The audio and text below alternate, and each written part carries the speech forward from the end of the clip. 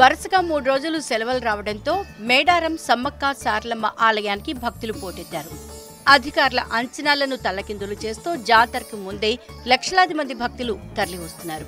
తెలుగు రాష్ట్రాలతో పాటు 4 రాష్ట్రాల నుండి భక్తులు మేడారం దారిపట్టారు. ఊహించని విధంగా భక్తులు పోటెత్తడంతో మేడారం పరిసరాలన్నీ జనంతో కిక్కిరిసిపోయాయి. ఆదివారం ఒక్కరోజే 4 లక్షల మందికి పైగా భక్తులు తరలివచ్చి వనదేవతలకు మొక్కులు చెల్లించుకున్నారు. మేడారం, తాడ్వాయి, పస్రా, మేడారం మధ్య 5 కిలోమీటర్ల మేర వాహనాలు నిలిచిపోయి భక్తులు గంటల తరబడి ఇబ్బందులు పడ్డారు. భక్తుల రద్దీతో పోలీసులు సైతం చేతులెత్తేయడంతో మంత్రి సీతక్క రంగంలోకి దిగారు. ఎస్పీని, కలెక్టర్ని అప్రమత్తం చేసి ట్రాఫిక్ డైవర్షన్తో భక్తులకు ఇబ్బందులు తలెత్తకుండా చర్యలు చేపట్టారు. అటు జంపన్నవాగు పరిసరాలన్నీ భక్తజనంతో కిక్కిరిసిపోయాయి. ఇప్పుడే ఇలా ఉంటే జాతర సమయంలో 1 కోటి మందికి పైగా భక్తులు తరలి వస్తారని అంచనా వేస్తున్నారు.